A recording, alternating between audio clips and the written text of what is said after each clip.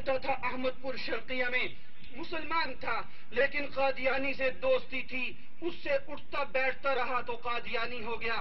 میں نوجوانوں سے ایک بات بڑے درد مندانہ طریقے سے عرض کرنا چاہتا ہوں، میری رب کی غیرت بڑی بیدار ہے، رب العالمین سب کچھ برداشت کرتے ہیں، میرے نبی کے دشمن کو برداشت نہیں کرتے۔ جو قادیانیوں سے تعلق رکھے گا اس کا ایمان نہیں بچ سکے گا، یاد رکھیے گا یہ ایمان کا حصہ ہے۔ کیا ہوا؟ عبد الرزاق قادیانی ہوا، بچی کے باپ نے کہا لڑکا قادیانی ہو گیا، کافر ہو گیا، میری بچی مسلمان، نکاح ختم۔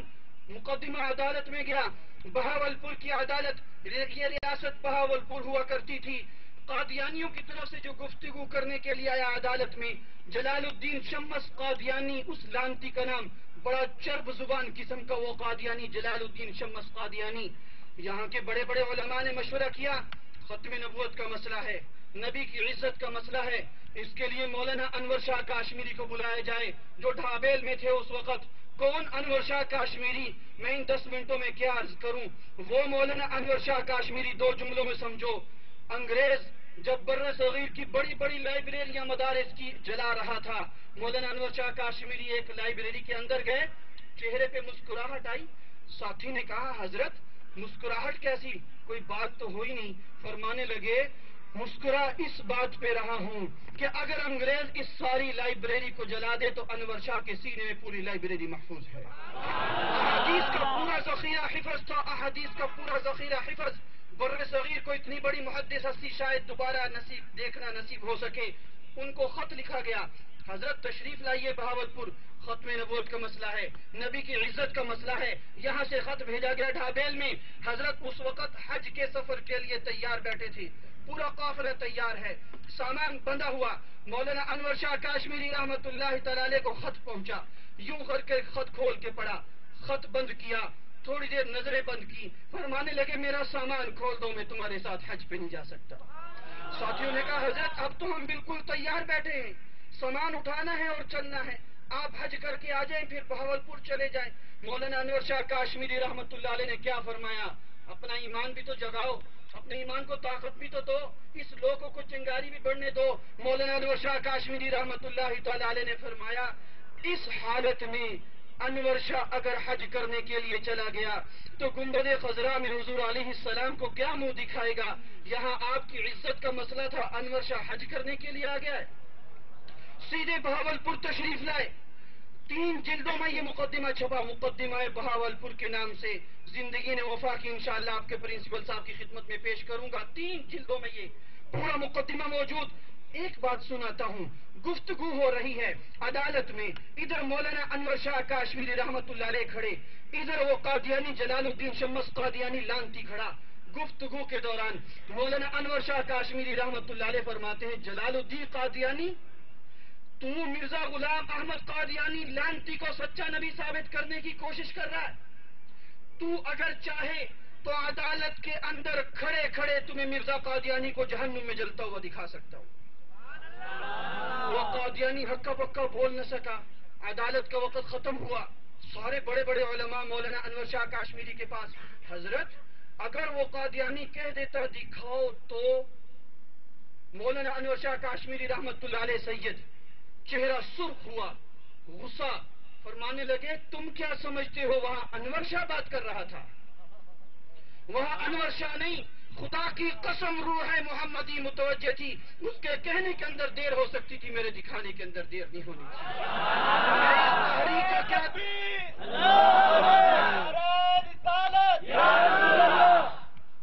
نعرے کا جواب صحیح نہیں ہے، ایمان تو کچھ تازہ کرو۔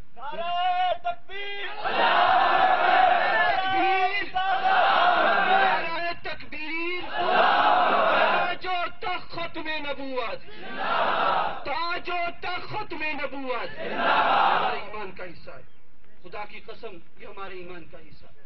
1400 سال سے امت نے کبھی مصلحت کا شکار نہیں ہوئی، اس مسئلے پہ کہاں ہوتی؟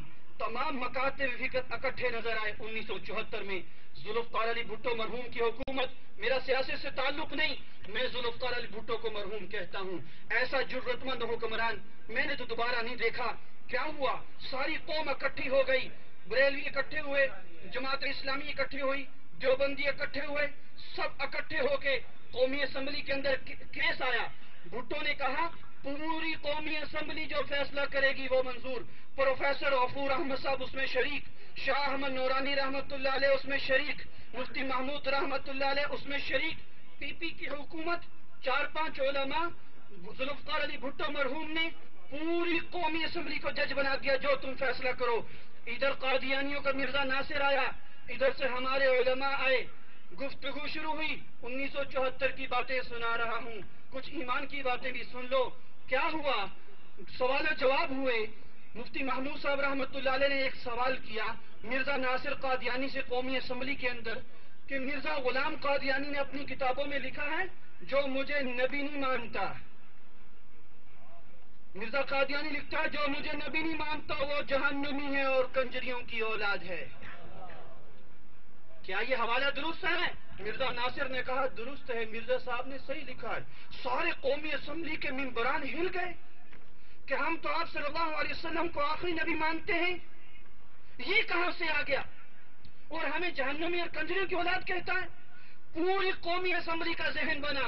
7 ستمبر 1974 قومی اسمبلی کا فورم مکمل, پی پی کی حکومت.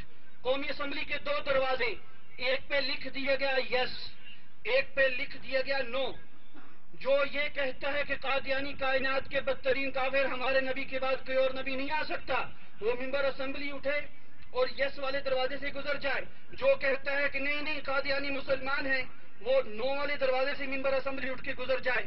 تاریخ نے وہ انوکھا منظر دیکھا جب رب العالمین نے میرے نبی کی شان کو بلند کیا. پوری قومی اسمبلی اٹھی اور یس والے دروازے سے گزر گئی. ایک ووٹ مخالفت میں نہیں پڑا. یہ پاکستان کا قانون ہے, میں فرقہ واریت کی بات نہیں کر رہا, ہمارے ایمان کا حصہ ہے. اس پہ بریلوی, دیوبندی, تو اہل حدیث تمام مکاتب فکر اکٹھے ہیں, سب کچھ برداشت ہے.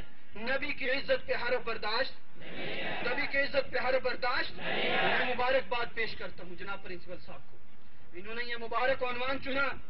اور میں گزارش کروں گا اب تمام طلباء سے, ایسے کالجز جس میں نبی کی عزتوں کو جگایا جائے, آپ کی رفاقتوں کو بلند کیا جائے, اور نوجوانوں کو بھی ترغیب دیا کرے ایسے کالج کے واسطے, تاکہ نبی کی عزت کا سبق ہر مسلمان, ہر نوجوان کی سینے کے اندر پہنچے. اور میں یہاں پر یہ کہنا چاہتا ہوں, 1-2 نوجوانوں نے بڑی محبت سے, ابھی سمجھ رہے ہیں, احادیث پڑھی تو الفاظ میں کچھ غلطی تھی.